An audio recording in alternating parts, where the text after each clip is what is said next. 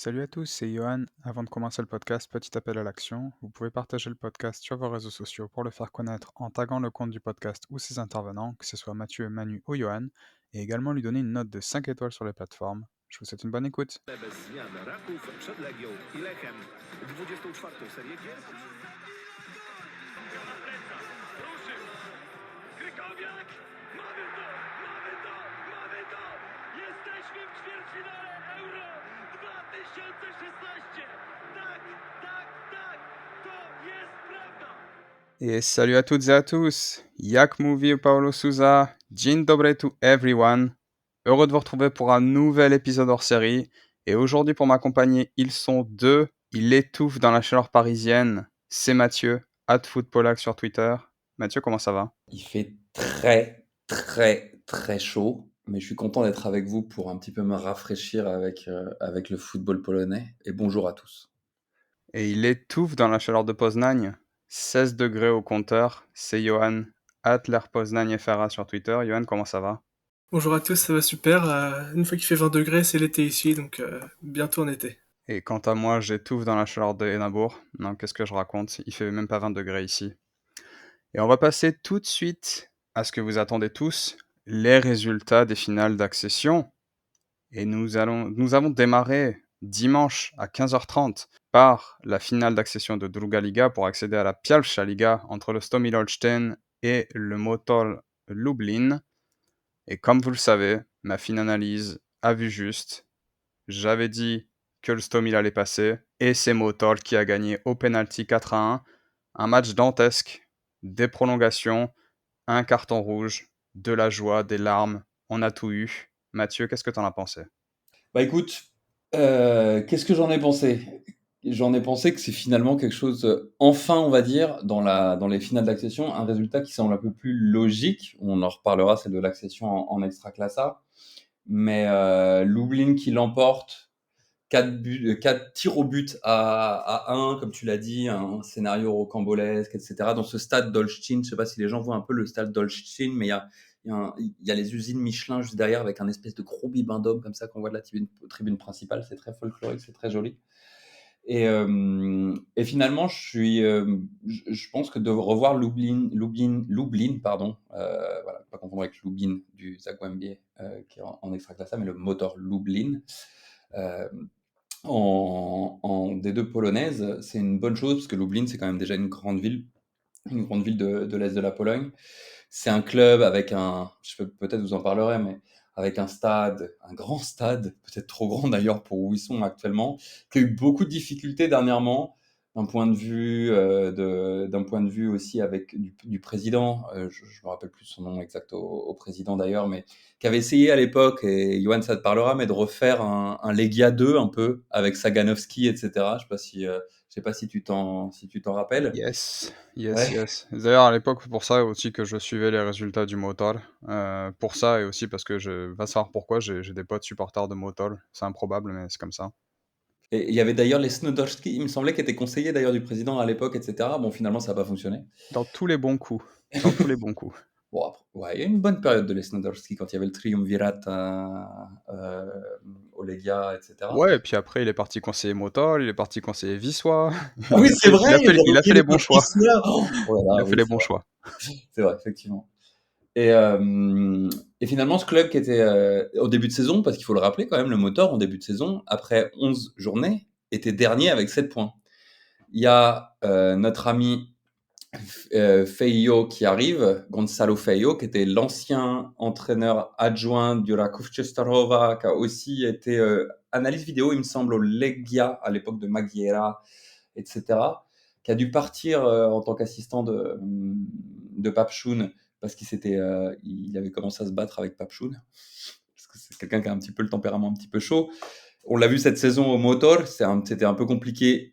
Justement, pas sur le terrain, où sur le terrain, tout fonctionnait bien. Il a pris le club, finalement, avec dernier, avec 7 points après 11 journées, et l'a emmené jusqu'à cette place qui lui a permis d'arriver en finale d'accession et de remporter cette finale d'accession au tir au but. Donc, d'un point de vue sportif, c'est quand même une belle réussite.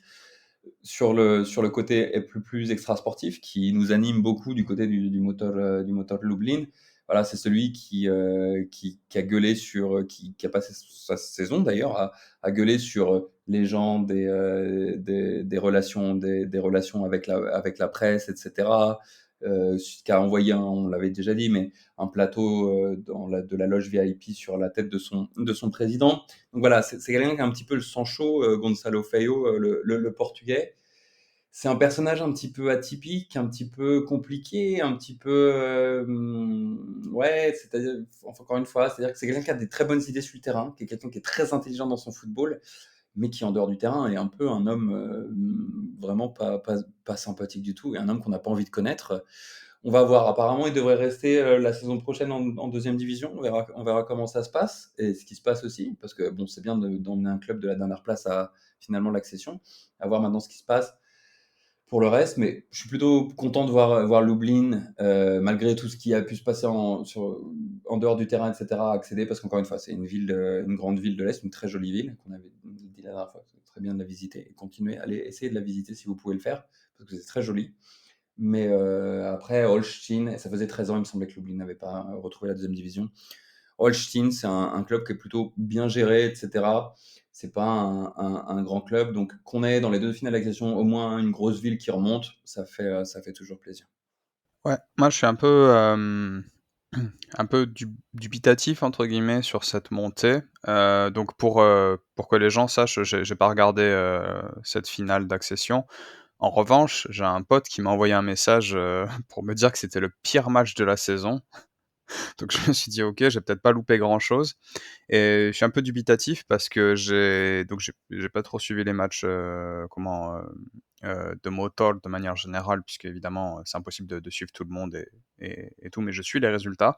Il me semble qu'ils ont une trentaine de joueurs sous contrat, ça me paraît énorme pour un club de D3 et même, un club de D2, et leur meilleur joueur qui a, je crois, une dizaine ou 11 buts cette année et une dizaine de passes décisives, il a 34 ans. Je me suis dit: «Waouh, c'est pas à cet âge-là que le mec va se révéler en D2, enfin en Pialcha Liga». Donc j'attends de voir ce qu'ils vont faire. Je pense que ça peut être énormément folklorique, l'année prochaine, à un point que je considère le fait qu'ils peuvent complètement se gameler, mais qu'ils peuvent aussi nous faire une, lourde, et puis peut-être, va savoir pourquoi, sur la folie du club, accéder à l'extra-classe à l'année suivante, quoi. Je sais pas quoi attendre de cette équipe. Yo, est-ce que tu as un avis sur ce moteur? Est-ce que toi déjà parce que donc je pense que depuis que tu es arrivé en Pologne, le moteur ça doit être, il devait être en T4 à l'époque? Donc Ouais, toi je tu les as pense, même pas mais vus j'ai en jamais haut vu niveau? en... Non, jamais en D2. Après, bah, tant mieux, ça fait une grosse ville qui remonte. Donc à voir si les gens vont retourner au stade pour remplir ce grand stade. Puis pourquoi pas, du coup, que la folie des supporters et la folie du club tenter de faire quelque chose de pas mal l'année prochaine. Ouais, bon, en tout cas on leur souhaite évidemment, nous comme je le dis souvent, on aime tout le monde, et l'Extraclasa est amour, la Pierwsza Liga est amour également, et puis on n'a pas envie de se fâcher avec les supporters de Motor parce que, disons-le gentiment, c'est des sauvages. Ah bah ça va être folklorique, hein. Ça va être folklorique, hein. Les supporters, comme tu le dis, c'est les ultras du Motor, Ah c'est ouais, pas ouais, des. c'est bah, mes potes sont ultra du Motor, donc quand je leur ai dit, «Mais pourquoi vous vous tapez sur la gueule avec d'autres supporters de la Pologne? Vous êtes tous polonais?» Ils me disent: «Ah mais tu pas polonais, tu peux pas comprendre». Je dis: «Oh OK, d'accord». Donc j'ai perdu toute ambition de comprendre ce genre de comportement. Hem, mais en parlant d'ultras qui vont défoncer tout le monde, alors non, pas du tout, je sais pas du tout s'ils ont même des ultras, mais notre finale d'accession, Pierwsza Liga pour monter en Ekstraklasa, on voyait tous les éléphants du BrugBet Termalica monter, et finalement, à la surprise générale, c'est le Puszcza Niepołomice, club d'une toute petite ville avec un stade, je crois qu'il est même pas homologué pour l'Ekstraklasa, il me semble qu'ils vont aller jouer d'ailleurs, à Wisła. Le Puszcza qui s'est imposé 3-2 à Brugbec. Un match que j'ai cette fois-ci pu suivre. C'était un match très intéressant. Encore une fois, toute petite ville. Heu, Ça va être le petit poussé l'année prochaine en Ekstraklasa. C'était quasiment le premier match que je voyais du Puszcza cette année. Bah, ils m'ont enthousiasmé parce que faire cet exploit, c'est incroyable. Yo, qu'est-ce que t'en penses toi de ce Pushcha là qui arrive comme ça? Est-ce que tu te languis de les voir, venir, vous coller une douille, au stade à l'air? Bah, en vrai, j'attends le match, ouais, je pense que j'irai peut-être le voir justement. Ça rappelle un peu genre le Varta qui montre parce que c'est aussi un club qui a pas beaucoup de budget. On se souvient qu'ils avaient un QR code sur leur maillot pour amener les sponsors quand ils étaient remontés en Extraclasa. Donc ouais, ils vont jouer dans le stade du Vissois. J'ai vu quelque part que le supporter du Vissois était pas super content que ça arrive. Donc on verra aussi avec les supporters adverses comment ça se passera. Mais ouais, c'est cool pour eux. J'espère qu'ils vont faire une bonne saison. Possiblement, s'ils peuvent rester un an de plus, ce serait bien aussi pour eux. Donc on verra comment ça se passe. Mais ouais, j'espère qu'ils vont faire une bonne saison en tout cas. Et toi Mathieu, tu me disais tu la forêt, tu es comblé. Oui, ouais, moi j'adore la nature, j'adore me balader en forêt, donc voir Niepołomice, ville de 8 000 habitants, remporter cette finale d'accession qui était le derby c'était pas un derby du tout, enfin, on peut évoquer, ça peut être un derby si on veut, mais on va dire allez, on va l'appeler comme ça, le derby des Non, non, clochers. non, on arrête ça. Les D'accord, derbys, c'est la même ville les gars. d'accord, ok, donc c'est pas un derby. Donc, cette espèce de match, cette finale des clochers comme ça, etc., entre une ville de 700 habitants, il me semble 800 habitants, Nichesha, avec un stade tout neuf, superbe stade d'ailleurs, Nichesha, au milieu des champs, etc., et Niepołomice, le Puszcza Niepołomice, ville de 8000 habitants, aussi petite ville comme tu le disais, avec un stade qui est quand même un stade de 1500 places, tout neuf, c'est plutôt joli stade aussi, hein, qui a été refait. Et d'ailleurs, et donc ça va vraiment combler déjà cette finale, déjà de voir cette espèce de choses comme ça. Et tu disais, et vous disiez que peut-être ils vont jouer dans le stade du Vissois. Alors c'est pas du tout fait, hein, parce que les ultras du Vissois sont totalement contre, hein. Et on sait qui dirige ce genre de choses à Klakouf, au Vissois. Il y a les dirigeants, bien sûr, mais il y a quand même une grosse partie aussi les ultras. Moi, je suis pas sûr que Niepołomice va pas peut-être jouer chez eux, peut-être la saison avec, on verra au niveau comment on appelle ça déjà? Comment ça s'appelle? Les homologations, pardon.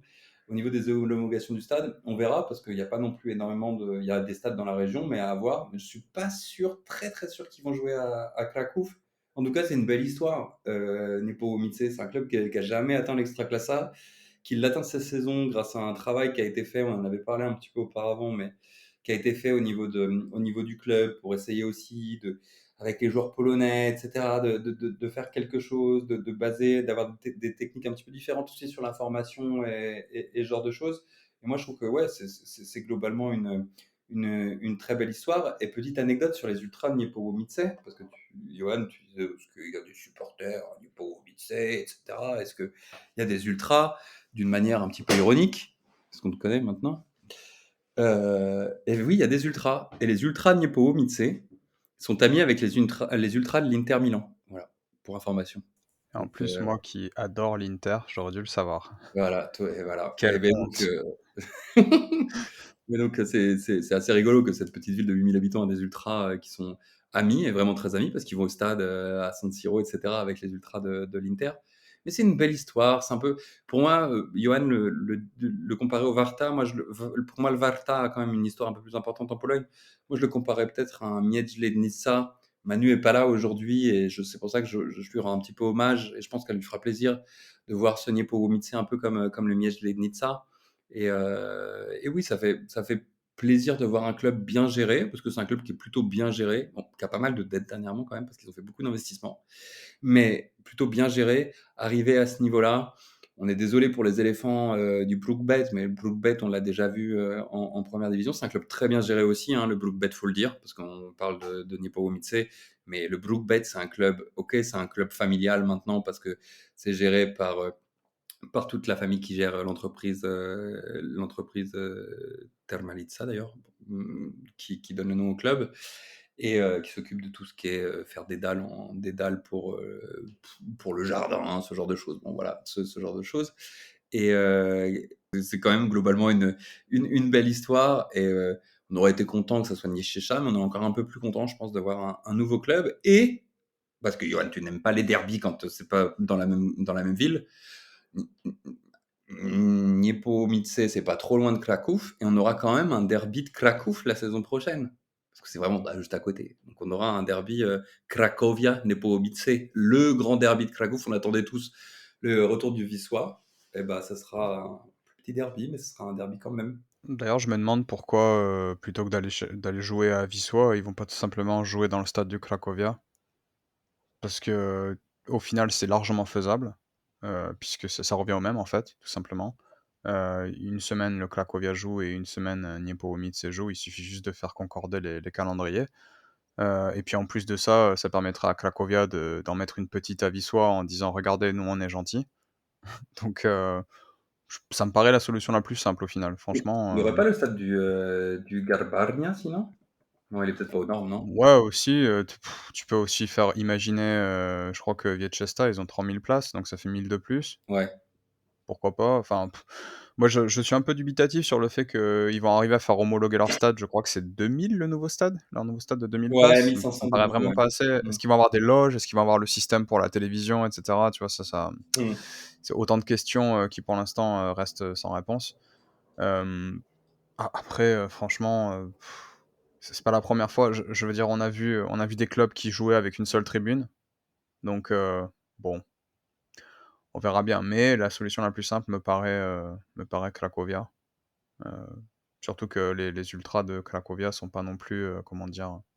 C'est plutôt un stade familial, on va dire, à Cracovia. Ouais, un stade un peu vide, familial, ouais, effectivement. Ouais, c'était la manière gentille de le dire. On est désolé pour Cracovia France, on est désolé pour Johan qui est supporter du Ler et Ler est ami avec le Cracovia, mais c'est vrai que le stade du Cracovia, dernièrement, c'est pas. Peut-être que Ouais. Niepołomice pourrait faire des belles affluences finalement. Bah, enfin, alors là, pour le coup, tu vois, c'est souvent que quand un club prête son stade, le club en location, fait des meilleures affluences que le club, d'origine. Donc, je serais même pas surpris franchement, que sur l'engouement de la première saison de ce tout petit club, il fasse des belles affluences. Bah, du coup, comme tu l'as dit, on passe un petit coucou à Manu, qui a suivi ses propres conseils de la semaine dernière et qui a donc parié sa maison, au paris sportif. Il avait parié, Brookbet contre Niepołomice et donc il est absent ce soir, puisqu'il est recherché par la police. Il a pas voulu payer. C'est pas parce qu'en fait il était en Pologne toute la semaine dernière et qu'il a pas pu revenir, il nous fait une griliche un peu, c'est pas ça C'est plutôt? il y a la version officielle et la version officieuse. Ah d'accord, OK. Alors, peut-être OK. c'est peut-être même un mélange des 2, on sait pas. Heu, On est venu chercher en fauteuil roulant à ouais. l'aéroport, comme ça. Il y a également une version qui dit qu'il est déjà en Pologne pour aller remettre le trophée des Manu d'or, mais vu qu'on n'a pas encore élu le joueur, beh, il y est pour rien. Donc voilà Manu, on t'aime, reviens-nous avec la patate, et puis nous on va passer au top et au flop de la saison d'Extraclassa, puisque les divisions inférieures c'est génial, mais vous êtes des fans d'Extraclassa et nous sommes des fans d'Extraclassa, donc on pensait faire les tops et les flops de cette saison. Des tops et des flops, sans jingle, parce qu'on a toujours pas de budget après maintenant 3 mois. C'est assumé. Qui a envie de démarrer? Tiens, Mathieu démarre avec je vous propose qu'on fasse d'abord les flops, puisqu'on va faire à l'inverse de la française. La France, on termine toujours par le négatif, comme ça on se souvient plus du positif. Et beh, nous, on va faire l'inverse, parce qu'on fait rien comme tout le monde dans cette émission. Donc on va commencer par les flops et ensuite on terminera par les tops, sachant que nous avons mis un point d'honneur à ne pas parler du Leria, ne vous inquiétez pas, ni du Schlansk. Mathieu, je te laisse y aller. Eh ben, merci pour cette introduction. Effectivement, on va essayer de pas parler du Leria et du Schlansk qui mériteraient d'être dans tous les flops, mais on va pas le faire, donc on va parler de choses un petit peu plus, de choses différentes. Pour mon premier flop, alors ça va paraître un petit peu bizarre, mais je vais parler du Raków Częstochowa dans mon premier flop. Et pourquoi j'ai parlé du Raków Częstochowa? Parce que la semaine dernière, on m'a dit Mathieu, tu parles trop, la Pologne polonais, la formation, etc. Machin. Mais je pense que on a vu un très beau Raków Częstochowa emmené par Papszun cette année, mais globalement, on n'a pas vu un très beau Raków Częstochowa polonais emmené par Marek Papszun cette saison. Bien sûr, il y a eu des très bons recrutements faits par Częstochowa, mais Est-ce que vous serez capable de me citer 3 joueurs polonais qui ont vraiment, joué, les 2 Johan ici présents, qui ont vraiment joué cette saison pour le Raków Częstochowa? Ouais, 3. j'en ai 2, mais 3. Enfin, et encore, j'en ai 2 si tu comptes Lederman. Et j'ai Lederman et Novak. Et je OK. me pose la question pour le troisième, je t'avoue. Je sais pas, toi, Yo, t'en as peut-être un troisième, mais... Non, moi je vais Lederman aussi, mais OK. pas d'autres. Ouais. Donc ça veut dire quelque chose quand même. Ça veut dire que cette saison, le Raków Częstochowa, qui est champion de Pologne, n'a globalement pas joué avec de joueurs polonais titulaires ou même de joueurs polonais qui ont eu un vrai impact. Je pourrais les citer, hein, les joueurs polonais. Vous avez cité Lederman, Ah, il y a effectivement. Kun aussi, Patrick Kun. Mais il s'est fait Il y a prendre sa place par Jean Carlos, donc Il y ouais. a il y a Patrick Kuhn, voilà, oui, effectivement, et qui maintenant, va aller au Legia Warszawa d'ailleurs, Patrick Kuhn. Il y a Marcin Cebula, Bartosz Nowak, comme tu l'as dit, Mateusz Dorwiak, et après on a des joueurs, voilà, on a Szymon Šić, je sais pas si vous vous souvenez la saison dernière, qui avait fait plutôt une bonne saison, du côté du Warta, il me Quelle semble. déception! Mais oui, qui était là et qui a pas énormément joué. Tu avais après, il y a d'autres joueurs comme, Wiktor Długosz par exemple aussi, dans les jeunes joueurs polonais qu'on a quasiment jamais vus. Et après, le gardien remplaçant, Trelowski. Bon. Donc, cette équipe du Raków Częstochowa, pour moi, c'est un top globalement sur la saison, mais c'est un flop sur sa gestion des joueurs polonais et même des jeunes joueurs polonais. Parce que, ok, très bien, Bartosz Nowak, qu'on peut citer, il a 29 ans, Bartosz Nowak. Lederman, c'est le seul qui est un petit peu plus, effectivement, qui est un petit peu plus jeune. Il a 23 ans, mais on n'a pas énormément de joueurs, de jeunes joueurs polonais au Raków Częstochowa. Et pour moi, et on l'a vu à la fin de la saison, c'est le seul club qui va payer l'amende parce qu'il n'a pas fait jouer. Parce qu'en Pologne, il faut faire jouer un nombre de minutes spécifique sur toute la saison aux jeunes joueurs de moins de, c'est les U23 ou U21, je sais plus, c'est un des deux polonais. Et c'est le seul club de toute l'Extraclassa qui va devoir payer une amende parce qu'ils n'ont pas fait jouer assez de jeunes joueurs polonais. Voilà. Donc je trouve ça dommage et je l'ai mis dans les flops parce que je pense qu'il y avait moyen de faire quelque chose avec la matière qu'ils avaient quand on parle des joueurs et même d'essayer d'autres choses. Et on a plutôt privilégié les étrangers. C'est ce que disait d'ailleurs, on en parlait la semaine dernière, mais c'est ce que disait notre ami Fernando Souza sur l'Extraclassa, où c'est un championnat où on voit beaucoup les joueurs étrangers. Et on en a parlé aussi, nous, de notre côté, soit les joueurs étrangers brillaient, ce qui est bien, hein, ou soit les vieux joueurs polonais brillaient. Bon, on verra dans mon deuxième flop qu'il n'y a pas que les vieux joueurs polonais qui brillent, mais je trouve ça dommage et voilà, c'est un peu, je tape un peu avec ma règle sur les doigts du Raków Częstochowa. On verra la saison prochaine. Ils ont acheté Drachal, etc. cette saison, en fin de saison, qui vient du Miedlegnica par exemple. On verra comment ça se passe. Mais j'aimerais voir un petit peu plus, même beaucoup plus de joueurs polonais du côté du Raków Częstochowa, parce que c'est important d'avoir un club qui gagne, un club qui va en Ligue des Champions, enfin en tour qualificatif, qui aussi promeut le foot polonais, qui arrive à aussi gagner avec des joueurs polonais sur le terrain, parce que c'est quelque chose qui tire le championnat et tout le monde vers le haut, et même le foot polonais vers le haut. Donc ça, c'était mon premier flop. Si vous voulez dire quelque chose d'ailleurs par rapport à ça. Ouais, je suis tout à fait d'accord avec toi. Ça aurait pu également, être un de mes flops. J'en ai pas je j'ai pas choisi d'en parler tout simplement parce que moi je me suis fixé comme règle perso, heu, pas les 3 clubs du bas, pas les 3 clubs du haut. Donc c'est pour ça, notamment que je l'aborderai pas. Mais, le seul truc que j'opposerais en fait, c'est que peut-être que Rakuf n'a pas suffisamment de moyens et que à niveau égal, le joueur polonais coûte plus cher que l'étranger, en tout cas ceux qu'ils ont pris, et ce qui fait qu'on se retrouve avec beaucoup d'étrangers à la couve. Mais en fait, ça c'est une explication, mais c'est pas une excuse. Parce que effectivement, j'ai été regarder vite fait, parce que moi j'avais aussi en mémoire, Piasecki, mais Piasecki, je sais pas pourquoi, depuis le début de sa carrière, je crois que ce mec a 22 ans, alors qu'en fait il en a déjà quasiment 30. Et que cette année, il a joué à peine 38 des minutes et 44 de titularisation, donc on peut même pas le considérer comme un titulaire. Donc ça c'est quelque chose dont on s'en est déjà plaint d'ailleurs sur le podcast, l'excellent podcast, Ballon Rond FC, on leur passe, le coucou. Excellent podcast, allez l'écouter si vous l'avez pas déjà fait. Yo, toi, tu penses quoi? Je suppose en plus toi qui es supporter de l'Air, avec tous les Polonais qu'il y a, ça doit t'embêter quand même de voir ce club, avec autant d'étrangers? Bah ouais, c'est un peu dommage, surtout quand on voit, comme tu disais, que nous on les met beaucoup en avant. Après on a un bon centre de formation, alors forcément, c'est peut-être grâce à ça qu'on a plus de Polonais en équipe première. Puis après, comme on disait, pour l'Europe, bah, c'est toujours un très bon tremplin, surtout si on fasse deux groupes, peu importe la Coupe d'Europe, évidemment. On l'a vu avec ce Scoulage. Je pense que si on fait pas l'Europe, je suis pas sûr que Scoulage parte à 6 millions à Bruges à la fin de la saison. Donc c'est sûr que c'est important de faire jouer les jeunes et ça peut leur permettre d'être un bon tremplin pour la suite de leur carrière. Ouais. Bah, je te propose de garder la parole, Yo, et puis de nous faire ton flop aussi. Bah moi, mon flop, ce sera l'affluence du LER Poznań en Extraclassa.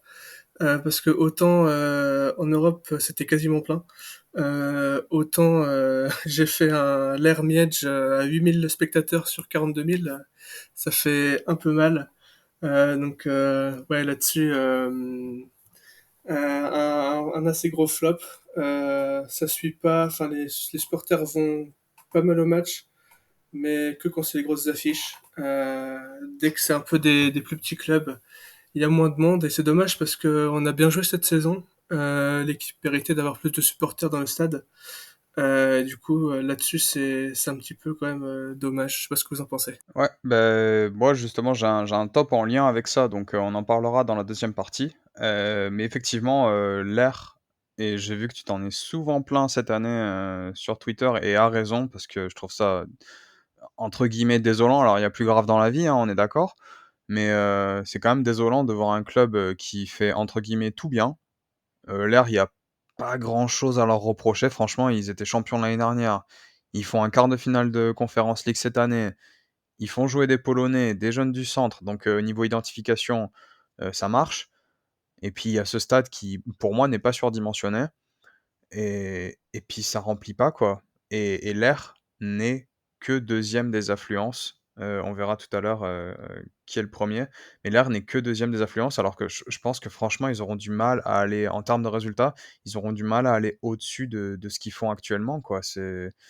Donc c'est dommage. Peut-être d'ailleurs que, les quelques points, qu'ils ont pas pris ça et là pour, peut-être aller titiller, Legia pour la deuxième place, peut-être que c'est parce que justement parfois au stade il y avait pas assez de monde, quoi. Après, le Legia fait quand même une grosse saison en termes d'affluence. Ouais, ouais, ouais, on en parlera, deuxième partie, Ah d'accord, très bien, ouais, ouais, pardon, ouais. excuse-moi de spoiler. Mais ouais, Legia fait une grosse saison en termes d'affluence, mais le stade est plus petit Mais que l'Air. oui, oui, oui, bien sûr, bien sûr. Mais le LER, ça a toujours, enfin, Johan, dis-moi si je me trompe, hein, mais j'ai l'impression que le LER, ça a toujours été un petit peu en dents de scie, en fait, les affluences de manière générale. C'est-à-dire la saison où vous êtes champion avec Skorja, la saison dernière, on a des affluences extraordinaires. Mais j'ai l'impression qu'à partir du moment, contrairement au Legia, ou quand il y a des résultats qui sont un petit peu moins bien qu'attendus, bien sûr, il y a moins de monde en tribune, mais tu as toujours quand même un groupe qui est assez présent et tu passes au-dessus facilement des 12 000, des 15 000 personnes, ouais, 13, 14 000 personnes. Au LER, j'ai l'impression qu'à partir du moment où les résultats sont un petit peu plus en dents de scie, eh ben, ça se voit dans l'affluence et on voit beaucoup de moins de gens au stade de manière générale, non? Ouais, c'est vrai que ça se ressent pas mal. Et puis aussi en dernier, il y avait une bonne influence, mais surtout à la fin de la saison. Au début de saison, il y avait quand même, c'était assez en dents de scie également. Même si c'est vrai qu'à la fin, plus ça se rapprochait du titre et plus il y avait de monde. Mais avant ça, il y avait des très très faibles influences quand même. Ouais, donc ouais, vraiment dommage, comment? Il y a mieux à faire, on va dire, en termes d'affluence pour le LER et effectivement, c'est bien trouvé, quoi, ce flop. Je vais vous en proposer un qui est c'est pas vraiment un flop, c'est plutôt, on va dire, c'est de l'eau tiède. C'est quelque chose qui pourrait être vu comme un top et en fait, moi, j'étais assez déçu. C'est le retour de Valdemar, Fornalik à Lubin après son long passage, à Piast qu'il a vu, être champion à Piast. Il est retourné à Lubin cette année et alors pourquoi de l'eau tiède? Parce qu'en fait, il a fait donc la deuxième partie de saison, c'est-à-dire les 17 derniers matchs et il a pris 1,65 de moyenne. Donc là, vous allez me dire: «Mais pourquoi un flop?» Mais non, c'est quand même une bonne moyenne et tout ça, sur l'année, ça fait, quasiment, si on le rapporte au nombre de matchs de l'année, il prendrait quasiment 50 points. Et moi, je dis: «Pourquoi de l'eau tiède?» Parce que sur le terrain, franchement, je me suis fait chier. Je suis désolé, il y a pas d'autre manière de le dire. On en a discuté avec Manu sur le podcast plusieurs fois. Lui, il est plus ou moins enthousiasmé par, plutôt plus que moi d'ailleurs, enthousiasmé par les jeunes. Mais il me semble que j'ai jamais entendu dire Manu qu'il était enthousiasmé par le jeu de Lubin. Et la deuxième raison pour laquelle, pour moi, c'est de l'eau tiède, c'est qu'en fait, si vous regardez les 17 matchs de Fornalik, en tant qu'entraîneur de Lubin cette saison, et ben, en fait, il y a 4 victoires et un nul sur les 5 derniers matchs. C'est-à-dire au moment où ils étaient vraiment, vraiment dans la mélasse et qu'il fallait, appeler à des facultés mentales, plus que de jeu pour s'en sortir. Et là, entre guillemets, quand il a fallu les mettre sur la table, beh, Lubin a commencé à gagner des matchs. Mais si on regarde les 12 premiers matchs de l'ancien entraîneur, eh ben, l'ancien entraîneur avait pris 17 points en 12 matchs. Et si on regarde donc les 12 premiers matchs de Fornalik, eh ben, Fornalik avait pris que 15 points. Donc il avait pris moins de points que son, même 14 points. Donc il avait pris moins de points que son prédécesseur. Et c'est pour ça que je trouve que bah, l'un dans l'autre, sur le papier, ça peut paraître pas mal, mais moi, je suis vraiment sur ma faim et je me dis: «Attention Lubin à ce qu'ils font l'année prochaine». J'ai entendu qu'ils vont sûrement perdre Wakome qui va partir aux Young Boys et moi je suis pas convaincu par Fornalik. Donc je sais pas ce que vous en pensez, mais c'est pour ça que pour moi c'est vraiment de l'eau tiède quoi, ce retour. Je te trouve dur, Johan. Je te trouve dur. Après, tu es quelqu'un de cartésien, mais je te trouve dur. Effectivement, est-ce qu'on attendait monts et merveilles d'un Fornalik qui arrive après tu l'as dit, le début de saison du Zagłębie, c'était Stokoviec qui était encore l'entraîneur en début de saison, hein, de toute façon, c'est ça, hein? Ouais, un autre, technicien qui d'ailleurs, brille pas par sa proposition de beau jeu, mais Non, d'ailleurs un technicien, enfin on va faire une petite aparté Stokoviec, mais un technicien d'ailleurs effectivement qui, et on va faire une petite parenthèse, en qui on mettait pas mal d'espoir. Enfin, moi, j'en mettais pas mal, je sais pas vous, hein, mais et qu'on a vu, mais globalement, ces 3 dernières saisons, pas faire grand-chose, en fait, avec les clubs qu'il a pris. C'était une petite parenthèse. Stokoviec? Mmh, ouais, Ah ouais, ça je suis d'accord avec toi, beau flop lui. Oleria, il s'est rien passé. Enfin, il s'est rien passé. C'était OK, mais voilà. Mais c'était quelqu'un que j'attendais plutôt Ouais, encore plus haut, en ouais, fait. Peut-être un jour prendre une sélection, la sélection polonaise ou quelque chose comme ça. Mais j'ai l'impression que ces méthodes ne marchent ne pas. marche plus. Oui, Bien ne d'accord marchent avec plus. toi, ouais. Fornalik, pour moi, je pense qu'il arrive dans une situation qui est très compliquée au Zagłębie Lubin parce que justement la méthode Stokoviec, c'est une méthode qui est très dure et les mecs sont rincés mais complets.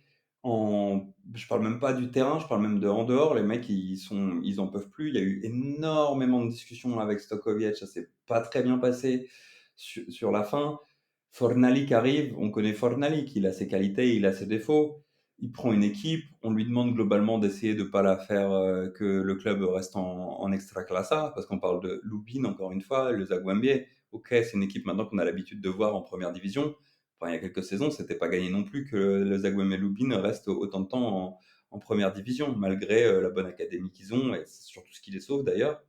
Euh, mais il reprend, il arrive finalement, comme tu le dis, en plus sur les derniers matchs, là où il fallait se sortir les doigts, à avoir un groupe qui fait cohésion et qui s'en sort, etc.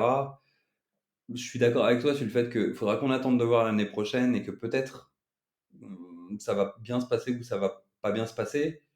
Mais le taf a été fait. Quand il arrive, il fait ses points, il reste en première division. Voilà, on connaît les qualités de Fornalik. On verra. Moi, je veux voir ce qu'il va faire avec un vrai recrutement. Bien sûr, ils vont perdre Wakome, mais un vrai recrutement à la Fornalik, une vraie préparation, etc.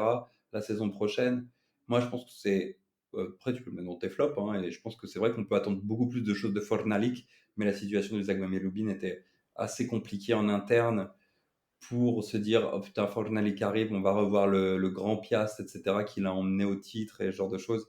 Pour moi, c'était un peu plus encore compliqué aux Zagłębie cette saison de toute façon. Ouais, c'est pour ça que je l'ai pas mis en flop vraiment, je le mets vraiment au tiède quoi. C'est-à-dire, Mm. sur le papier c'est pas mal, mais moi je suis quand même sur ma faim. Heu et Yo, tu peux trancher, moi mon côté plutôt négatif, Mathieu plutôt positif. Est-ce que tu veux trancher? Qu'est-ce que tu as pensé du Zagłębie depuis le retour de Valdemar? Bah, du coup, j'ai vu qu'il a repris le club début d'année. Ils étaient 15e quand il les a repris. Ils ont fini 9e, donc quand même, il les a quand même sauvés de la relégation. Après, c'est sûr que d'arriver en cours de saison pour poser son jeu, c'est pas le mieux, donc peut-être l'an prochain ils feront mieux, on peut l'espérer en tout cas. De ce qu'on a vu sur les quelques derniers matchs, s'ils gardent la même dynamique, ça peut être intéressant l'an prochain, je pense. Ouais. Hem Du coup, je propose, Mathieu, que tu nous fasses tes autres flops. Je pense que Yo, t'as fait le tien et moi, j'en ai plus non plus. Donc, Mathieu, je te laisse la parole pour tes autres flops. Bah, merci. Mes autres flops, je vais en garder un. Parce que je voulais en parler quand même, parce qu'on a énormément parlé du Leria, du Schlansk, à longueur de podcast, etc. Mais le flop de cette année pour moi, si on parle de club, parce qu'on, de manière générale, on a parlé de Fornalik, on a parlé de l'affluence du Lerc, on a parlé des Polonais à Rakov. Mais si on doit s'arrêter sur un club pour moi qui est un flop, mais monumental de cette saison, outre le Leria par exemple, c'est le Wisła Płock pour moi. Je veux dire, je suis désolé, hein, mais le Wisła Płock, quand au début de saison tu regardes les effectifs, ce qu'on fait tous, en se disant ok, on va voir qui c'est qui va certainement descendre par rapport aux effectifs. Et je sais qu'il y a des joueurs qui sont des joueurs que tu aimes bien, Johan. On parle de Volski par exemple, ou de Schfor aussi qui a joué à l'Arca par la suite, qui est pas un mauvais joueur, mais l'effectif pour moi du Wisła Płock, et moi, je vais parler du début de saison et de la suite de la saison, mais c'est un effectif pour un club qui devrait se maintenir tranquillement à une petite 13e place, même peut-être plus haut s'il est emmené par un grand Bjenček, comme au temps d'antan, dirons-nous. Mais c'est un club qui aurait dû se maintenir normalement. Mais cette descente aux enfers, suite à, on le rappelle seulement, et il faut le rappeler, le départ de Davo. Seulement le départ de Davo, qui effectivement avait une importance capitale dans le jeu sur le côté gauche de l'attaque du Wisła Płock, mais c'est un joueur, comme le Stal, et le Stal s'est sauvé. On compare le Wisła avec le Stal, Amulic est parti, le Stal s'est sauvé. Le Wisła Płock, Davo est parti, qui est certainement peut-être moins de qualité qu'Amulic, était moins important dans un club parce que le Stal, tout était sur Amulic. Je suis désolé, mais pour moi, le Wisła Płock, et je suis vraiment désolé pour aussi ce supporter japonais qui a fait tout ce chemin, comme on l'a parlé, pour voir son club se faire démonter. Le dernier match du Wisła Płock, mais c'est un scandale monumental. C'est un scandale. La fin de saison, combien de points déjà? Je me rappelle plus, parce que Johan, c'est toi qui es bon dans les chiffres. Combien de points sur la deuxième partie de saison le Wisła Płock fait? 9? 9. Et c'est un scandale. Alors, j'ai une stat là-dessus. Il y a eu que 2 leaders d'Extraclassa cette année. Il y a eu Alakouf pendant 26 journées et il y a eu Wisła Płock pendant 8 journées. Non, mais C'est incroyable cette non, mais stat. c'est incroyable. Et les mecs sont relégués. Parce que pourquoi, encore une fois? Parce que Davo s'en va. Davo, il est à Eupen, non, il joue même pas. Genre, enfin, c'est quand même assez Ah, il est incroyable. il est blessé aussi, il me semble, hein. Ah, pardon, excusez-moi. Bon, Ouais, il me semble alors, qu'il si est vous nous blessé. écoutez, monsieur Davo, je suis désolé. Pardon. Mais Jezniczak, Wolski, Furman, même Koshiwa qui venait du Brookbet, je vais pas tous les citer, mais même Sekulski qui est un joueur d'expérience, qui marque ses buts, etc. Enfin, devant. Enfin, et dans la défense, ça fait revenir Janowski qui est en Italie en Série B, etc. Ça fait venir Szymanski du Górnik. Enfin, mais le jeune Szymanski, Jakub Szymanski. Mais pour moi, c'est un flop, même vraiment monumental, le Wisła Płock cette saison. Un flop énorme, et encore plus sur la deuxième partie de saison. Parce que comme tu le dis, ils ont été leaders, ils perdent un joueur, et c'est la débandade, c'est la fin. Genre, il se passe plus rien. Alors qu'ils sont en plus en train de refaire un stade. Enfin, c'est un flop absolument, absolument terrible. J'espère qu'ils vont se relever de ça, parce que ça va être compliqué en D2. Volski va partir certainement, je pense. Hein. Jezniczak va partir. C'est peut-être bien pour eux d'ailleurs finalement que des gros joueurs un peu plus vieux s'en aillent. Mais avec leur nouveau stade, les dettes que ça va créer, etc., ça va être compliqué en Piège Liga. Va falloir voir, mais moi, je suis très déçu. Je suis très déçu du Wisła Płock cette saison. J'étais vraiment content de les voir haut. Je savais ils étaient trop hauts par rapport à leur niveau en milieu de saison. Mais là, cette deuxième partie de saison, c'est un scandale complet en termes de jeu, en termes de résultats. Donc pour moi, c'est peut-être le plus gros flop pour moi de la saison. Ouais, donc du coup, comme tu disais, un sacré flop. Je regarde les résultats là. Ils ont perdu contre Gdansk, contre Miedź et contre Śląsk. Donc les trois, donc deux relégués et un qui a fait être relégué. Deuxième partie de saison, pardon, ils ont gagné que contre le Valta et que contre Lubin. Sinon, c'est que des défaites et quelques matchs nuls. Ils ont fait un peu la même deuxième saison que Widzew. Parce que Vizef, ils ont un peu mieux géré, ils ont réussi à se maintenir, ils ont perdu moins de matchs, alors que, comme tu l'as dit, ils ont perdu Davo, et puis après c'était fini, on n'a plus entendu parler de Poisk.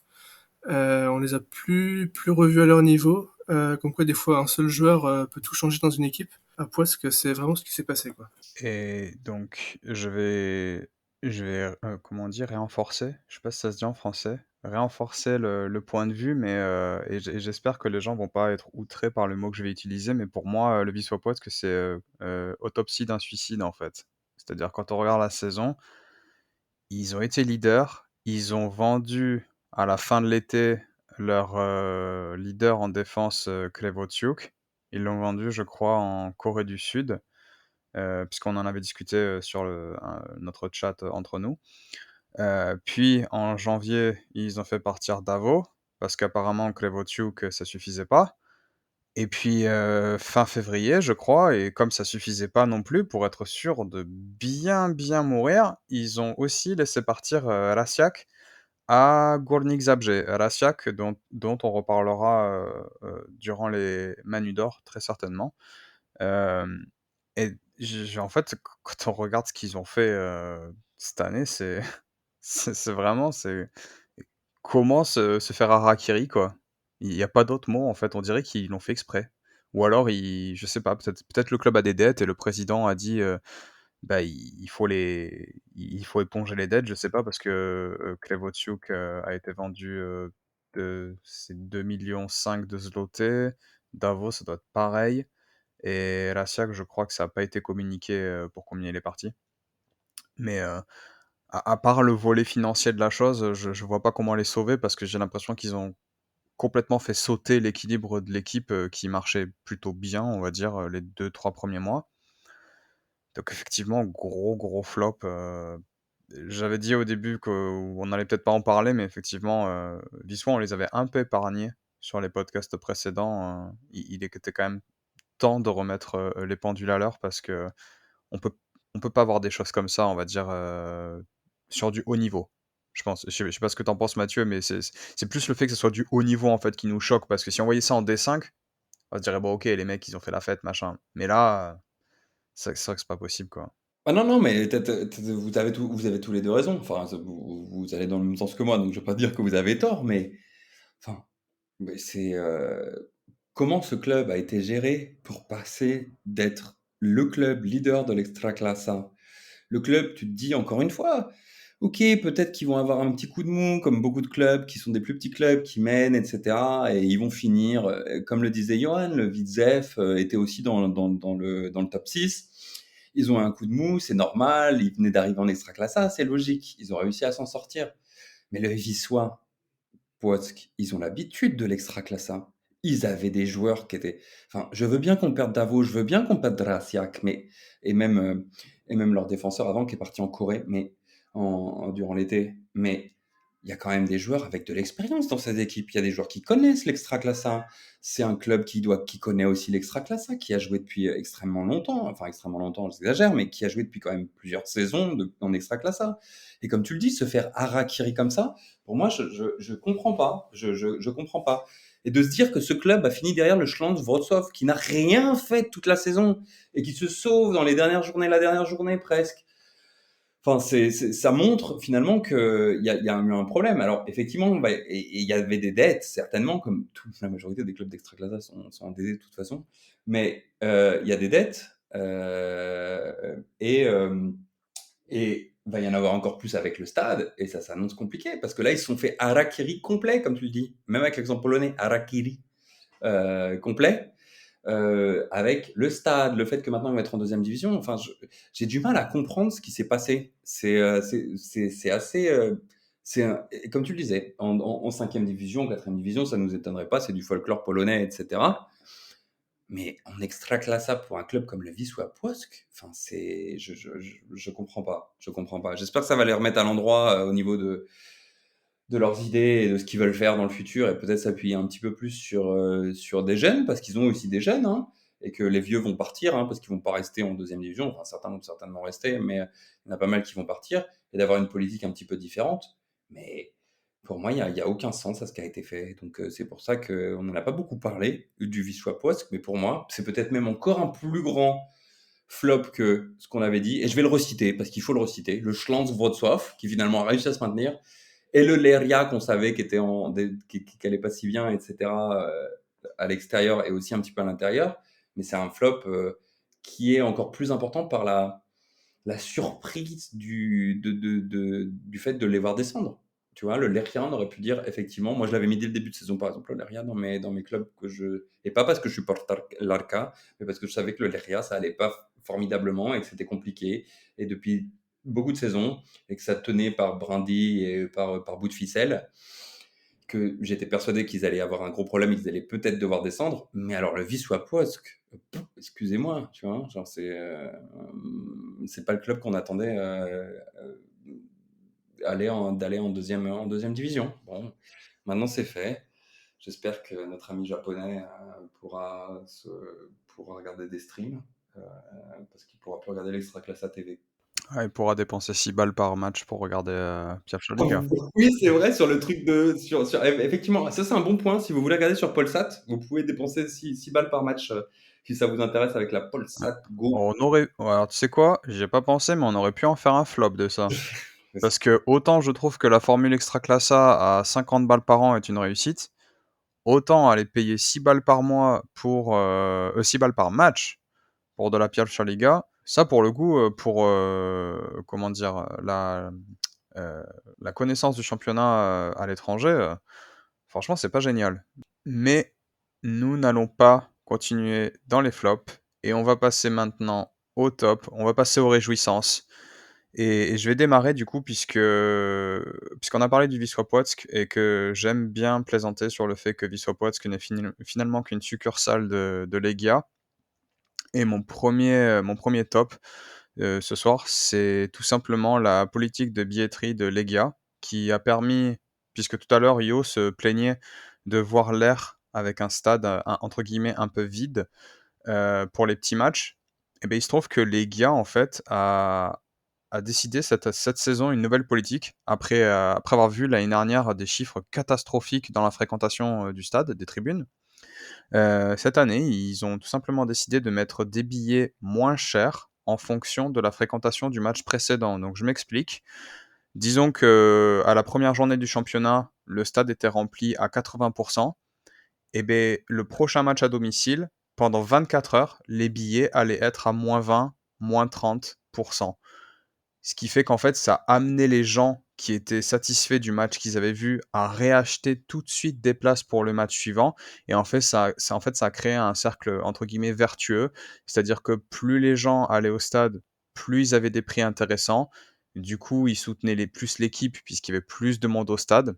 Et ce qui permettait de créer un meilleur lien, selon moi, hein, évidemment, je suis pas dans la tête des joueurs et des supporters, mais selon moi, ça permettait de créer un meilleur lien entre le public et l'équipe avec un stade plein assez souvent et donc des prix tout à fait abordables pour les gens puisque, pour information, donc moi comme je vais assez régulièrement à Legia, il me semble que les places en face centrale, extrêmement bien placées, c'est de l'ordre de 45 à 50 zloty la place.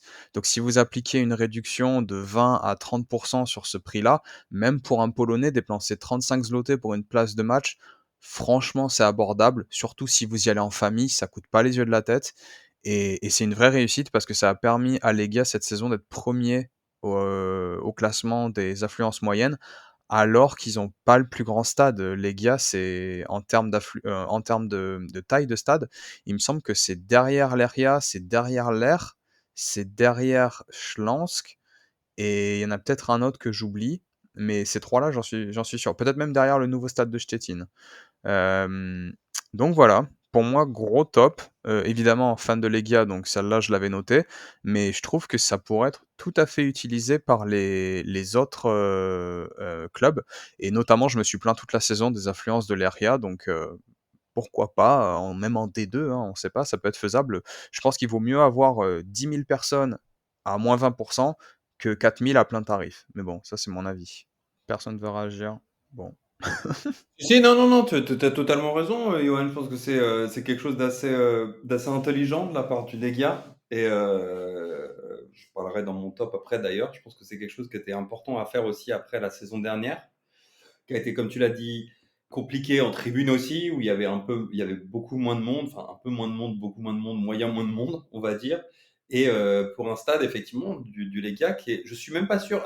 Alors attention, hein, parce que je j'ai pas envie de me faire taper sur les doigts, mais je suis même pas sûr si le Vidzef, techniquement, n'a pas globalement plus de place que le. Peut-être pas. Peut-être que j'exagère, parce qu'il y a Pas qu'une je tribune. suis pas sûr, faut que je vérifie, mais Widzew en plus Widzew, ils sont quasiment tout le temps à guichet Oui, fermé. ils sont tout le temps à guichet fermé parce qu'en abonnement, de toute façon, globalement, il doit rester plus que 1000 places maximum, je pense même pas.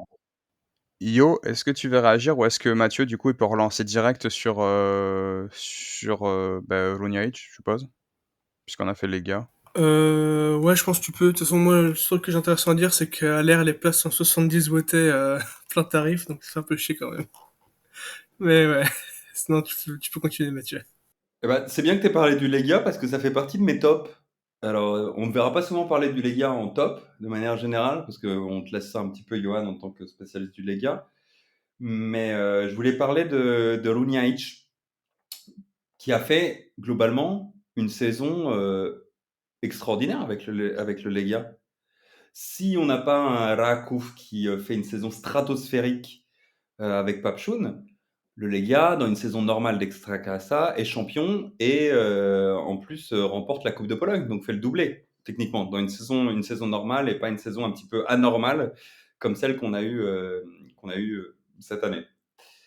Et c'était pas gagné parce que Runjaic, il a eu des très bons résultats avec le Pogoń. Le Pogoń a fini avec lui troisième de mémoire, etc. Et toujours dans le top 3, dans le top 4. Et il arrive au Legia après cette saison 2021-2022 très compliquée du Legia qui doit finir de mémoire. Hein, Johan, encore une fois, toi, tu es un peu plus à même de dire, mais il me semble que le Legia finit 11e, 10e, 11e en 2021-2022, il me semble. Ouais, il me semble que c'est autour de la 10e place, peut-être Ouais. 11e, ouais. Ouais, une saison vraiment très compliquée en interne, très compliquée en externe. Il y avait trois entraîneurs différents. Tu as Mirniewicz qui se fait virer. Après, tu as l'actuel entraîneur de Gwokouf, il me semble, dont le nom m'échappe. Attendez. Golebiewski, Marek Golebiewski, l'actuel entraîneur de Gwokouf, qui reprend en intérim, parce qu'il était à l'époque entraîneur adjoint. Et après, c'est Vukovic, le grand Vukovic qu'on a vu cette saison avec le Piast, qui finit la saison et qui arrive à sauver le Legia, parce qu'il faut quand même se rappeler que Johan était là, comme ça, il était au bord des larmes, il était tendu, parce que le Legia a passé la majeure partie de la saison dans le bas de classement, mais dans le très fond du classement en 2021-2022. D'ailleurs, Johan, c'était bien cette époque-là, tu te souviens? Ouais, je m'en souviens très bien. C'était bien, j'irais peut-être pas jusque-là. C'était des émotions. Faut en passer par là quand on est supporter et effectivement, comme tu l'as dit, Runjaic, très bonne saison. Comment dire? Je le mets je le mets pas dans mes tops en fait pour, moi personnellement, bah, déjà parce que bon, comme je suis supporter de Lega, je vais pas mettre dans mes tops, Lega parce que ça serait Lega, Lega, Lega quoi. Mais, mais je l'ai pas mis dans mes tops en fait parce que, je je pense que l'année dernière était vraiment une sous-performance globale de l'équipe et cette année, il a fait quelque chose de bien, mais moi j'attends qu'il fasse encore mieux. Je ça c'est Moi, j'ai vraiment adoré, le Pogoń Szczecin de Runjaic et cette année à Legia, j'ai pas suffisamment vu ça, en fait. J'attendais quelque chose de vraiment, emballant. J'ai parlé de la politique, de la billetterie, ça, c'était un très, très bon point et on a eu des matchs un peu foufou.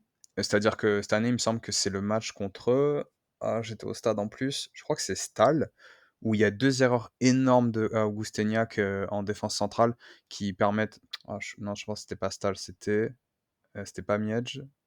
J'allais dire c'est une autre équipe en carton comme ça. Je sais plus quelle équipe c'était, mais bref, qui permet à l'équipe adverse de mener 2-0 et puis finalement les gars, gagnent 3-2 avec une volée sur corner de 25 mètres de Mladenovic et tout, c'était la folie. Mais c'était pas des mouvements extraordinaires au niveau du jeu. Et moi, c'est vraiment ce que j'attends, et ça, c'est mon côté un peu esthète, sans me la péter. J'adore ça dans le foot et tout, quand je vois un peu de géométrie, des triangles, tout ça entre les joueurs, vraiment je sais pas, mon cerveau est un peu bizarre par moment. Et donc c'est ce que j'attendais avec Runjajic et très bonne saison, mais pour moi, j'irai pas jusqu'à le mettre dans les tops. C'est la seule petite Non, divergence. mais Johan, très bien. Mais tu es dans une saison de transition, après une saison effectivement qui est anormale pour le Legia, mais une saison qui était très compliquée. Je te rappelle qu'on se posait la question la saison dernière de savoir si le Legia allait descendre avec le Wisła Kraków quand même. C'est-à-dire que Runjajic arrive dans une situation où il y a beaucoup de choses à construire. Il y a énormément de choses à reconstruire. Tu finis avec la deuxième meilleure attaque du championnat. Bon, la défense, c'était un peu moins ça, mais ça, c'est aussi Runjajic, selon mon point de vue. Il est qu'un football, comme tu le disais, t'es un esthète du football, mais qu'un football plutôt offensif et qu'on a envie de voir avec le Legia, ce football offensif.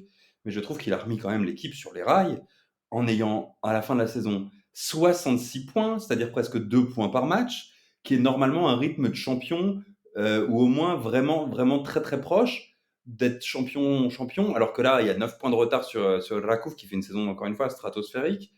Et, et moi, j'étais pas sûr que Runjajic allait réussir à faire ça. Tu vois, on avait vu au Pogogne, enfin, le Pogogne, c'est pas le Lega Warszawa. On sait ce qui se passe dans les coulisses au Lega. On sait que la relation avec Mioduski, c'est un peu comme De Laurentiis à Naples, ou voilà, enfin, des présidents qui sont compliqués à gérer parce que, ou peut-être, là je vais exagérer, excusez-moi pour tout le monde, pour les gens qui écoutent, mais même un Valdemar Kita à Nantes, qui aime bien choisir les joueurs, prendre des étrangers parce que ça fait bankable, etc. Runjajic, il a des idées de jeu, il a des idées aussi sur les joueurs qu'il veut utiliser. Il va pouvoir enfin, à la fin de cette saison, pouvoir faire sa préparation comme il le souhaite, faire son recrutement comme il le souhaite. On pourra dire sur pièce la saison prochaine, ok, Runjajic, là, c'est vraiment un super top. Mais ce qu'il a réussi à faire en reprenant le Legia, pour moi, ça le met directement dans les tops. Qui on devrait mettre autre dans les tops à ce moment-là en tant que coach, à part Papchoun, qui a fait un truc. Eh ben, tu le sauras si tu écoutes ce podcast jusqu'à la fin. Ah, ok, ok. Oh, bah alors là, ça Euh, tease. Ça- en fait, si comment alors je peux être convaincu par ce que tu dis. Si tu ajoutes à Runjajic, si tu ajoutes un deuxième membre et que tu formes un duo avec Jacek Zielinski, Oui, qui c'est a vrai. remplacé Kucharski, qui est parti à l'AEK, Mhm. qui était l'ancien directeur sportif. Et je trouve que si tu cumules les deux, ils ont fait vraiment un excellent boulot. Mais je pense que tu peux pas les dissocier en fait, parce que ce qu'a fait Zielinski, il a vraiment aussi dégagé des mecs que les gars voulaient plus. Il a ramené d'autres joueurs bon, alors une petite fausse note sur Carlitos, mais quand même la majorité des joueurs qu'il a ramené, c'est quasiment du 100%. Donc si tu cumules les deux, si tu me fais un duo, je peux prendre en top, ouais. Mais et d'ailleurs, en parlant de ça, c'est là qu'on voit que le Legia, pour moi, c'est une machine qui peut avoir un problème en interne. Ce qu'a réussi, par exemple, en partant après à l'AEK, Góralski, ce que tu disais. Ah, Kucharski, ouais. Ouais, Góralski, pardon. Je dis Góralski. Moi, Ouais. je vois un mec qui tacle dans mes rêves. Mais Góralski, c'est assez incroyable ce qu'il a réussi avec l'AEK, par exemple, en tant que directeur sportif cette saison en Grèce. Ah ouais, parce que franchement, à Legia, c'était zéro, Ouais, mais ouais. zéro quoi. Donc, Donc c'est là que tu vois que c'est compliqué ce club. Même pour un mec comme Runjajic, t'arrivais d'essayer de changer un petit peu les choses, d'avoir la confiance de Mioduski, etc. Enfin, pour moi, c'est pour ça que je le mets dans les tops, parce que je pense que c'était pas gagné d'avance. Le Legia, c'est un club qui mange les entraîneurs, qui mange les gens qui travaillent là-bas. Et depuis la fin on va dire, l'année 2017, etc., où il y avait cette grande épopée avec la Ligue des Champions et la Ligue Europa, depuis cette époque-là, on a vu que c'était quand même compliqué. Ça a toujours été un club compliqué, mais c'est un club qui est difficile de travailler avec quand tu es entraîneur, quand tu es directeur sportif, parce qu'il y a des choix qui sont pris aussi plus haut et qu'il faut accepter. Et je trouve que ce qu'a fait Runjajic cette saison, en faisant peut-être un petit peu, et il en a parlé un petit peu dans les interviews aussi, mais en faisant peut-être des fois abstraction de ce que pouvait dire le président, etc., en essayant plutôt des trucs, mais en étant flexible, en étant intelligent, moi, je trouve que c'est quand même quelque chose qui, selon moi, le met dans les tops. Parce que il a réussi quelque chose que beaucoup d'entraîneurs, même plus expérimentés, je sais pas, on aurait pu voir d'autres entraîneurs comme un Fornalik au Legia, enfin des entraîneurs avec l'expérience, se casser les dents au Legia parce que en interne c'est très compliqué. Donc je trouve vraiment que c'est une saison où il aurait pu faire champion dans une saison normale, champion et Coupe de Pologne après une saison qui a été cataclysmique. Pour moi, ça aurait été incroyable. Il n'a pas pu être champion parce qu'il y a une saison, encore une fois, je vais le dire pour la troisième fois, mais stratosphérique du Raków Częstochowa. Mais c'est pour ça que je le mets en haute estime, Runiaic. Et c'est pas pour rien, justement, qu'il avait été nommé, qu'il avait été cité dans les entraîneurs qui pouvaient reprendre l'équipe de Grèce, par exemple. Et que finalement, il a pas accepté parce qu'il a accepté le Legia. Donc voilà, c'était mon top. J'en ai beaucoup parlé, je vais arrêter. Ouais, mais tu en train de me convaincre. Je pense que j'ai été trop, biberonné, ces dernières années au lait des titres de champion, de Lega et que pour moi, Legia doit être numéro 1. C'est peut-être ça, ma vision est peut-être un peu floutée à cause de ça. Yo, est-ce que tu veux dire du bien de Legia ou tu vas t'abstenir et passer à ton top? Non, non, je peux dire que, bah, comme l'a déjà dit Mathieu et comme on l'a déjà répété, hein, la saison du Rakov, elle est exceptionnelle, donc c'est normal que les Legia se deuxième. Mais pour l'an prochain, avec le changement d'entraîneur, ça se pourrait que les Legia fassent quelque chose et peut-être le doubler, pourquoi pas. Ouais, mais du coup, je vais te laisser, passer à ton top puisque, du coup, vous m'avez, allez, je vais le dire, vous m'avez convaincu. Runjaic, top.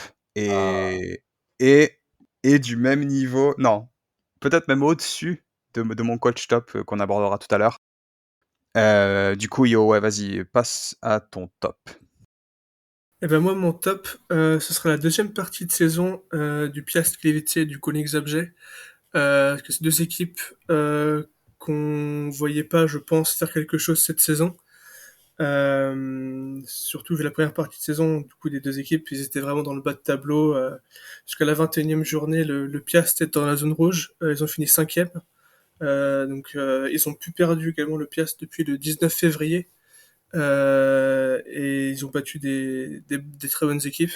Le Górnik, pareil, ils ont à peu près à cette même période commencé à regagner des matchs. Et ils ont des bons joueurs dans les deux équipes.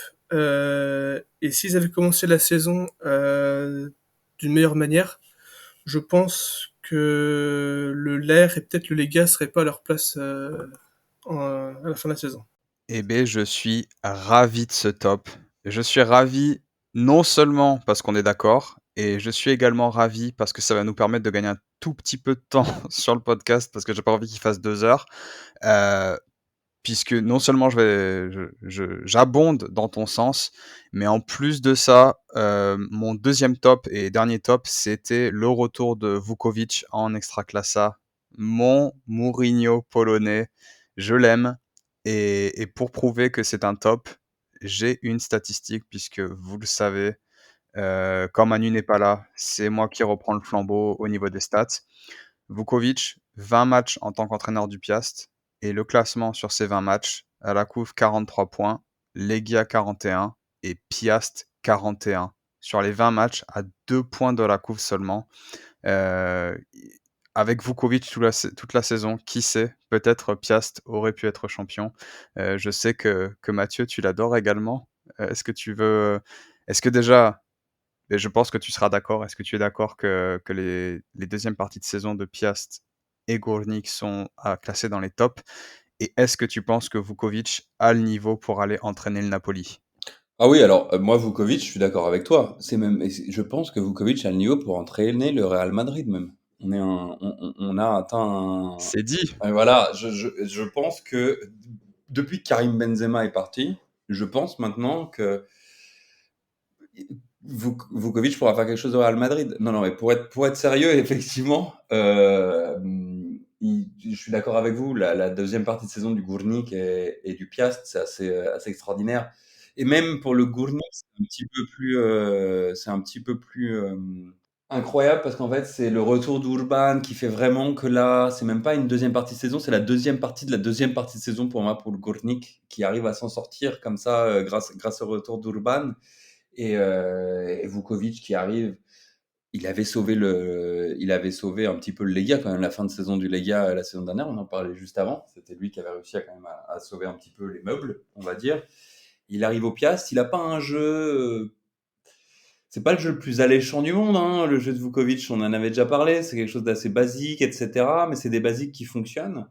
Et, euh, et effectivement, c'est un bon top, cette fin de saison, deuxième partie de saison du Piast Gliwice et du Górnik Zabrze qui nous ont fait plaisir de manière générale.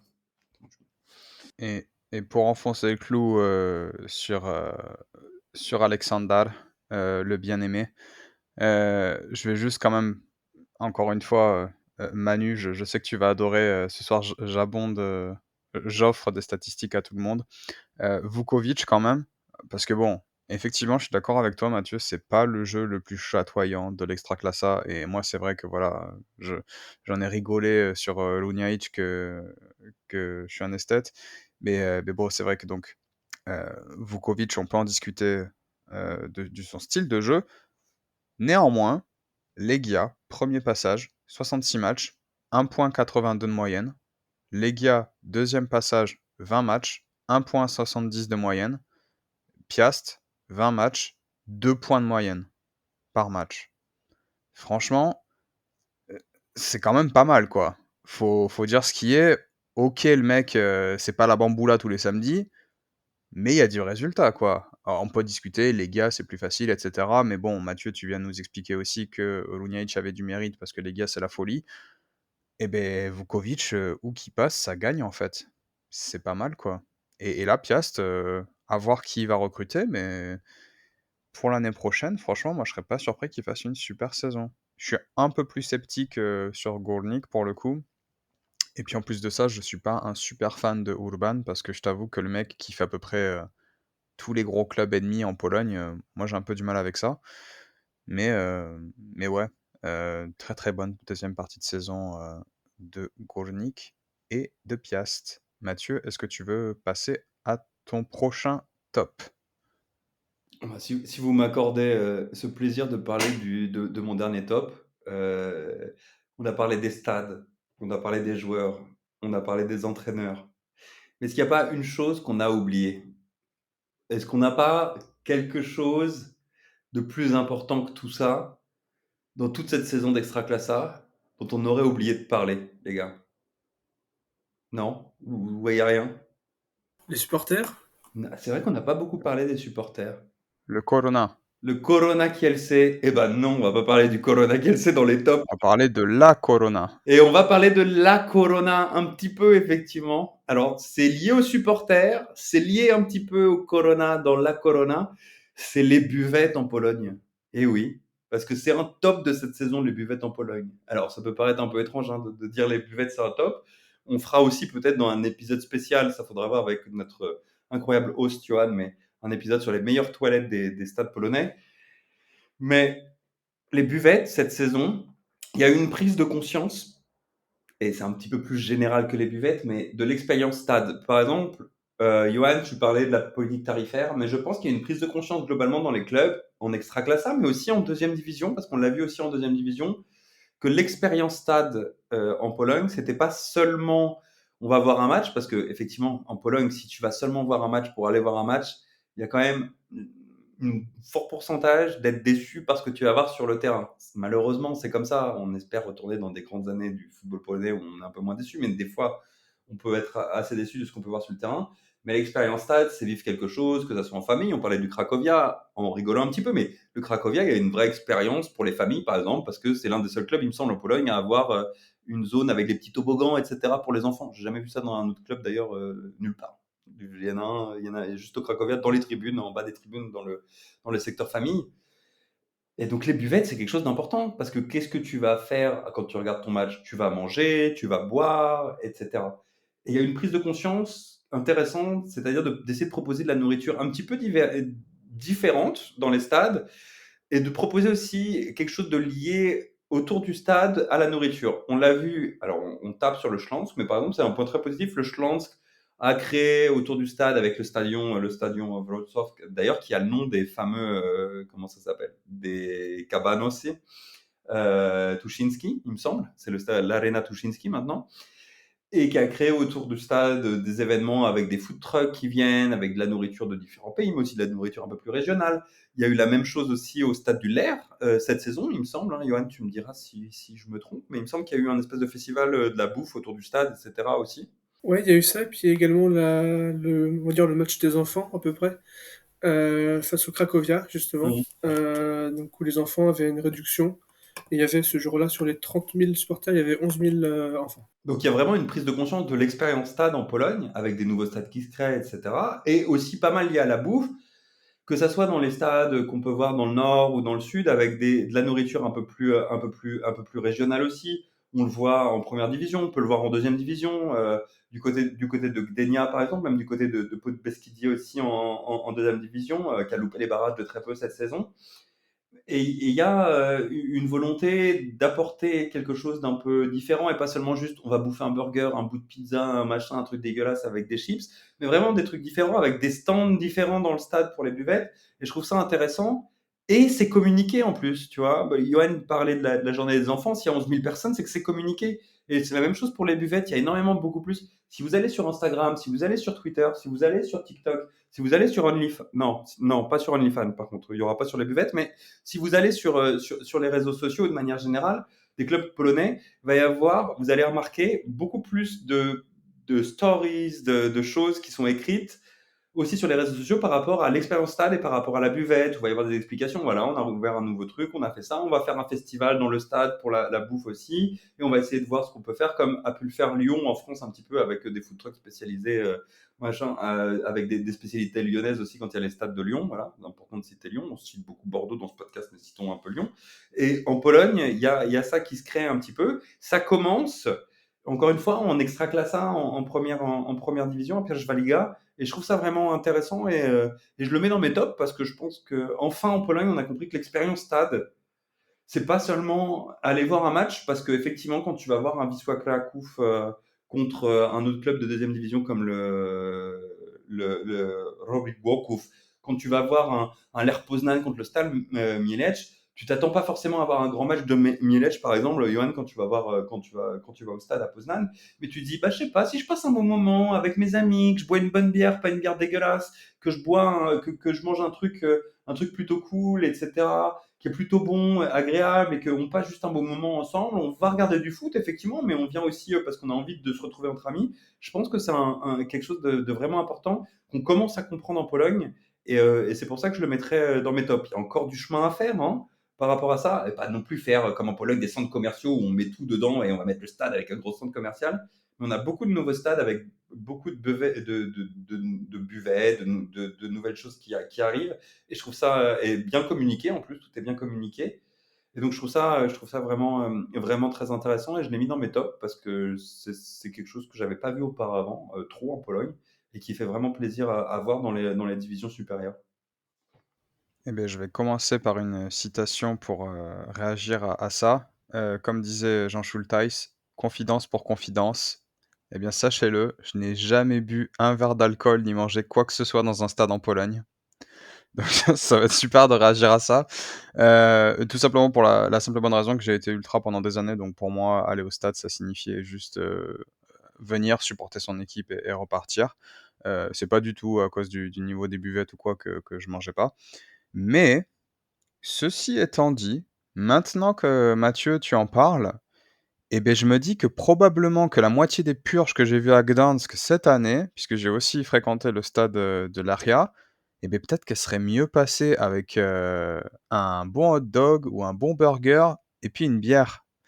Là, maintenant, tu vois, je me trouve un peu stupide. Je me dis, finalement, peut-être que le bonheur était à portée de main ou à portée de quelques zlotys dépensés, à la buvette de l'Eria.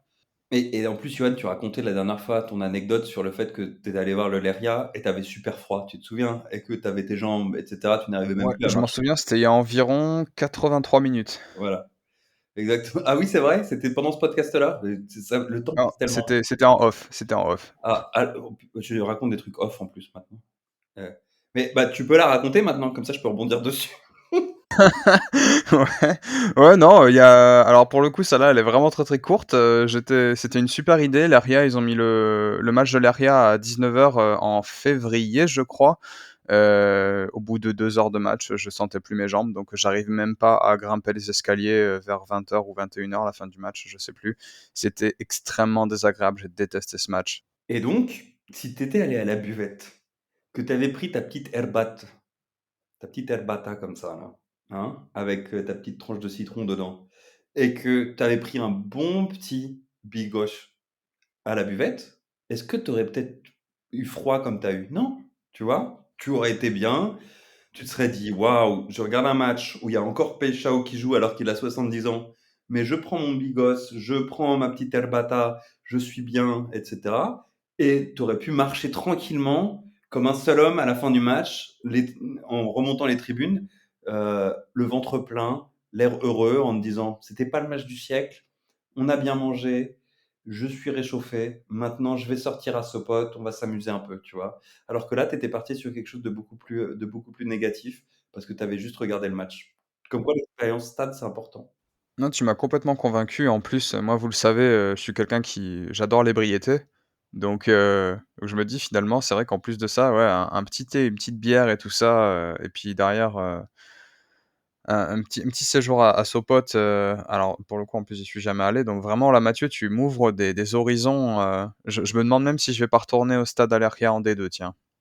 Ou Ouais, bon, pas, alors n'exagère pas non ou plus, hein. pas. Bah, faudrait qu'ils jouent dans le même stade, hein. Ouais, ah ouais, c'est vrai, ouais. Mais Mais on sait pas, peut-être qu'on aura l'occasion de voir ça, au mois d'août, on verra. Il y a peut-être un séjour qui se prépare avec, on va est-ce Ah, que est-ce qu'on créerait pas un blog de notation des buvettes en Pologne? Et pour les gens qui veulent aller au stade, on comment on dit? Répertorierait? Répertorierait? ouais, on Ouais. répertorierait, ouais. Mmh. Toutes les buvettes de tous les stades en Pologne. Est-ce que c'est pas un beau projet ça? Mais ça existe déjà en polonais un peu, Ah, hein. Ils ont pas fait toutes les buvettes, mais ils en ont fait quelques-unes. Mais on peut le faire en français, effectivement, et puis faire un road trip, on fait tous les stades de Ekstraklasa et on teste toutes les buvettes. voilà, et toutes les vidéos seront à retrouver sur le OnlyFans de Manu, pour boucler la boucle. Ouais, effectivement. Heu et beh, voilà, ça fait 1h20 de podcast, un peu plus ouais, quasiment 1h20, ouais, de podcast. J'espère que vous avez apprécié. En tout cas, j'ai adoré le faire. Je voudrais remercier, Johan et Mathieu d'être, restés aussi longtemps et d'avoir partagé, leurs tops et leurs flops de cette saison. On avait beaucoup à dire, mais j'espère que vous avez apprécié et beh, il me reste à vous remercier, messieurs, et puis à la semaine prochaine. Un très bon podcast, à la semaine prochaine et comme dirait Manu, à la semaine prochaine. Et à la semaine prochaine. Et effectivement, comme l'a dit Johan, comme dirait Manu, à la semaine prochaine. Bez zmian Raków przed Legią i Lechem 24. serię gier. Na plecach, ruszył. Krykowiak! Mamy to! Mamy to! Mamy to!